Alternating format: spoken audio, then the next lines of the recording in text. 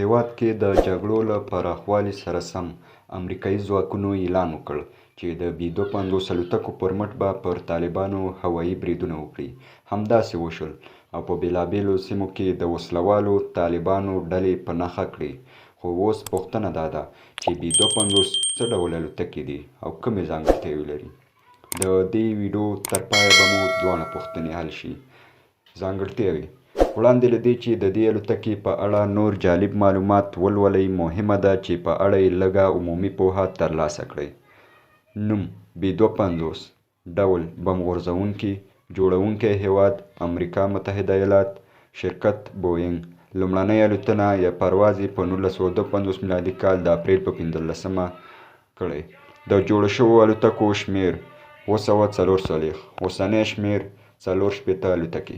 د هرې الوتکې قیمت یې $14.3 میلیونه دی. د B-52 الوتکې وړتیاوې: B-52 د تاریخ په اوږدو کې تر ټولو د باور وړ بم غورځوونکي الوتکې دي. تر اوسه په لویو جګړو کې کارول شوي دي. دا چې امریکا څو کاله وړاندې ځینې نویوالی پکې راوستل، نو وړاندوینه کیږي چې تر راتلونکو څو نورو لسیزو به هم وکولی شي خپل محبوبیت وساتي. دا د نړۍ د پیاوړو بم غورځوونکو الوتکو څخه شمیرل کیږي چې کولی شي په ډېرې چټکتیا سره پر خپلو اهدافو بریدونه وکړي. یو له پیاوړو ځانګړنو څخه یې په لوړه ارتفاع کې پرواز کول دي چې کولی شي تر 12,000 مترو په لوړوالي کې پرواز وکړي. د سرعت اندازه یې حیرانوونکې ده. کولی شي په 1 ساعت کې 1005 کیلومتره مساحت طی کړي. همدارنګه د تیلو له نویوالي پرته کولی شي تر 40 ساعتونو پورې 12,000 کیلومتره پرواز وکړي. په اوس وخت کې یوازې B-52H ماډل په نظامي خدماتو بوخت دي. د امریکا هوایي ځواک چې 460 الوتکې په لاس کې لري کاروي او 8 نورې ساتل شوي دي.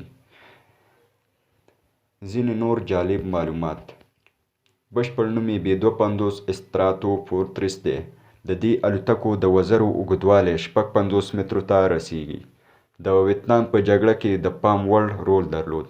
په اوس وخت کې د الوتکو ته د BUFF خطاب هم کیږي. د الوتکې اوږدوالی تقریبا 49 مترو ته رسیږي او لوړوالی شاوخوا 12 متره دی. په دې الوتکه کې د جیټ له 8 انجنونو څخه ګټه اخیستل شوې ده. کولی شي 21 تر 22 زره کیلوګرامه وزن پورته کړي. دا الوتکه اصلاً د جنرال کرتس درناوي لپاره طراحي شوې وه. کرتس لومړی د امریکا هوایي ځواک قومندان و چې د دې هېواد هوایي ځواک یې ډېر مجهز او پیاوړی کړ. په الوتکه کې د وسلو، بمونو او نورو نظامي تجهیزاتو ځانګړي ځایونه موجود دي. په هر ساعت کې پرواز کې تقریبا 13,000 لیټره تیل مصرفوي. همدارنګه د 1 ساعت پرواز قیمت یې شاوخوا $24,000 محاسبه شوی دی.